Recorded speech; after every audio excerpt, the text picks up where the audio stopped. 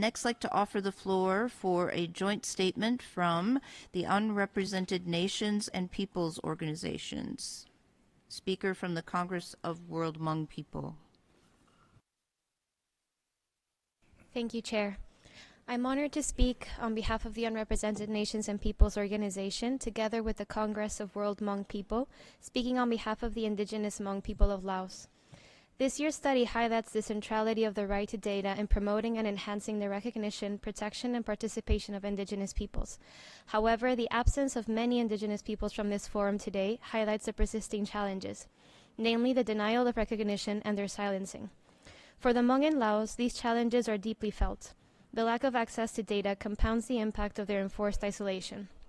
As documented by the CWHP and UNPO, the Hmong and all other indigenous peoples in Laos are denied indigenous status by Laos.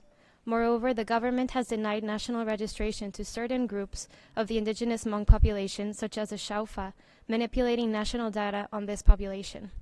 The Hmong of the Xaisomboun area of Laos remain isolated and strictly controlled by the Laotian authorities, who not only undertake development projects in the region without free, prior, and informed consent, but actively engage in military violence against civilians, land grabbing, and forced displacements, extrajudicial killings, and torture, among other grave human rights abuses.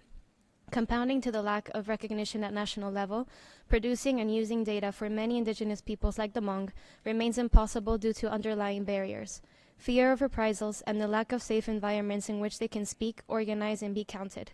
The Hmong have been subject to reprisals when attempting to speak or engage with UN human rights mechanisms, cases that have been documented by UN joint allegation letters. These reprisals, part of a wider pattern of transnational repression, have also been documented in UNPO's reporting. UNPO's reports detail how spaces at the national, regional, and international level are now heavily compromised, with states such as Laos, China, Russia, and Iran deploying tactics to silence people's voices, and regional bodies being complicit to transnational repression and forced deportation. We urge member states and the expert mechanism to call the Government of Laos to recognize the Hmong as indigenous peoples with appropriate legal protections, and military violence and forced isolation of the Hmong communities, and allow international observers and humanitarian aid access to the Xaisomboun province. The very international institutions meant to protect peoples are themselves under strain, facing both a liquidity crisis and increasing interference of the governments.